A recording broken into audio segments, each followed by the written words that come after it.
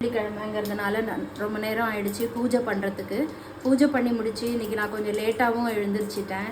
அதனால் பூஜை பண்ணி முடிச்சுட்டு சமையல் வந்து சிம்பிளாக ஏதாவது பண்ணிக்கலான்னு தக்காளி சாதமும் வாழைத்தண்டு பொரியலும் பண்ணலான்னு. தக்காளி சாதத்துக்கு வாழைத்தண்டு பொரியல் மேட்சிங் கிடையாது, அதுக்கு ஆனியன் ரைத்தா தனியாக பண்ணிக்கலாம். வாழைத்தண்டு இருக்குது, அது கருத்து போயிடும். ரெண்டாவது அது ஃபைபருக்கு, நமக்கு ஃபைபர் கிடைக்கும் நிறையா. அதுக்காக வாழைத்தண்டு பொரியல் எப்படி பண்ணுறேன்னு காமிக்கிறேன். 2 காஞ்ச மிளகா, தேங்காய் எண்ணெய் போட்டிருக்கேன். 2 காஞ்ச மிளகா தாளித்து கொட்டியிருக்கேன். இப்போது இதில் கொஞ்சம் பாசிப்பருப்பு நல்லா வாஷ் பண்ணி வச்சுருக்கேன். ஒரு 2 நிமிஷம் வாஷ் பண்ணி ஊற விட்டால் அது இந்த மாதிரி இருக்கும். டேஸ்ட் ரொம்ப நல்லாயிருக்கும். தேங்காய் சேர்க்க முடியாதவங்க இந்த மாதிரி பண்ணிக்கலாம்.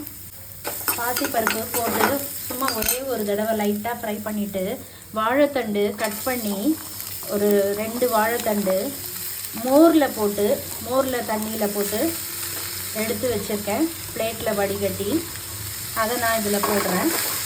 நான் கொஞ்சம் தண்ணியில் மோர் விட்டு அந்த மோரில் நம்ம கட் பண்ணி போட்டோன்னா கருக்காது, நல்லா அப்படியே ஒயிட்டாகவே இருக்கும்.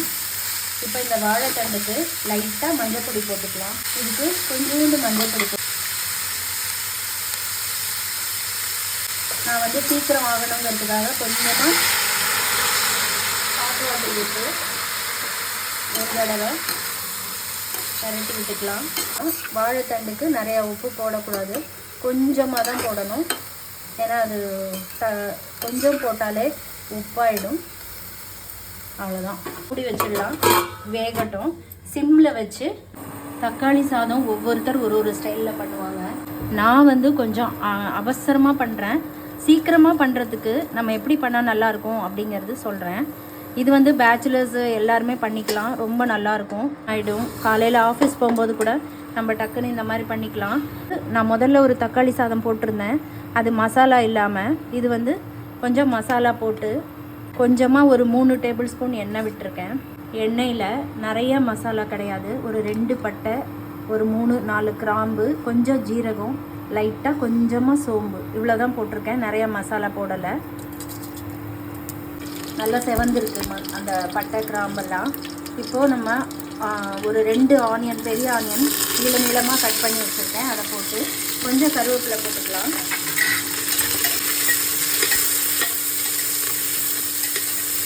இப்போ இந்த ஆனியன்லேயே ஒரு 4 பல்லு பூண்டு, கொஞ்சம் இஞ்சி தட்டி வச்சுருக்கேன், இதையும் போட்டுக்கலாம். இதையும் போட்டு லைட்டாக ஃப்ரை பண்ணி விட்டுக்கலாம்.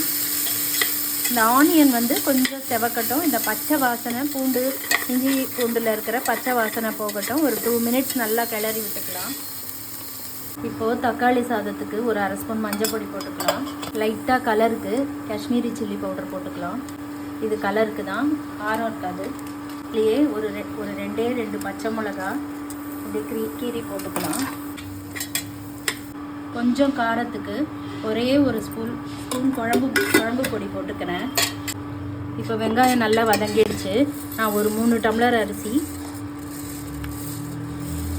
எடுத்து வச்சுருக்கேன். இதை வந்து வாஷ் பண்ணி ஒரு 1/2 மணி நேரம் ஊற வச்சுருக்கேன். நார்மல் சாப்பாட்டு அரிசி தான், பாஸ்மதி ரைஸ் அதெல்லாம் கிடையாது.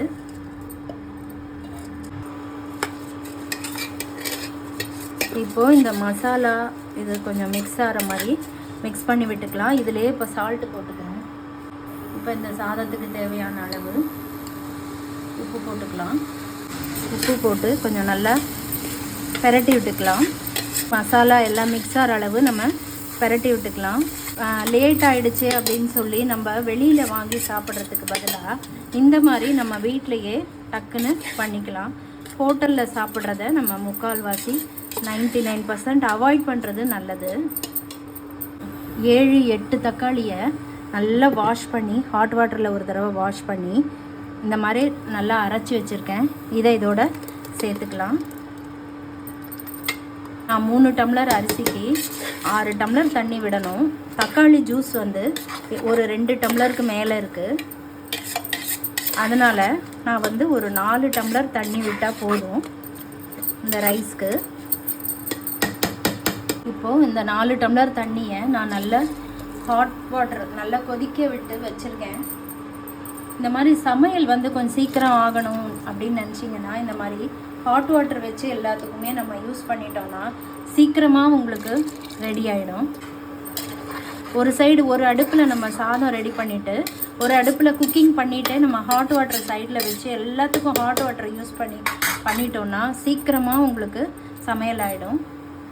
நிறைய பேருக்கு தெரிஞ்ச விஷயந்தான், பட் தெரியாதவங்களுக்கு பிகினர்ஸ்க்கு அவங்களுக்குலாம் நான் வந்து சொல்கிறேன். இப்போ வந்து கரெக்டாக 2 விசில் வந்தால் போதும், சாதம் நல்லா பொல பொலன்னு வெந்திருக்கும்.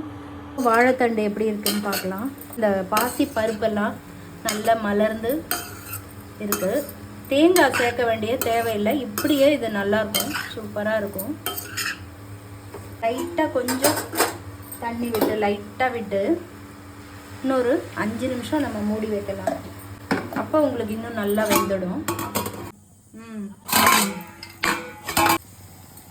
இப்போ இதுக்கு கொஞ்சமாக உப்பு போட்டுக்கலாம். அவ்வளோதான், உப்பு போட்டாச்சு. அப்படியே நம்ம மிக்ஸ் பண்ணி விட்டால் இது அப்படியே சாப்பிட்லாம், ரொம்ப நல்லாயிருக்கும். தக்காளி சாதம் சூப்பராக வெந்து 2 விசில் தான் வச்சேன்.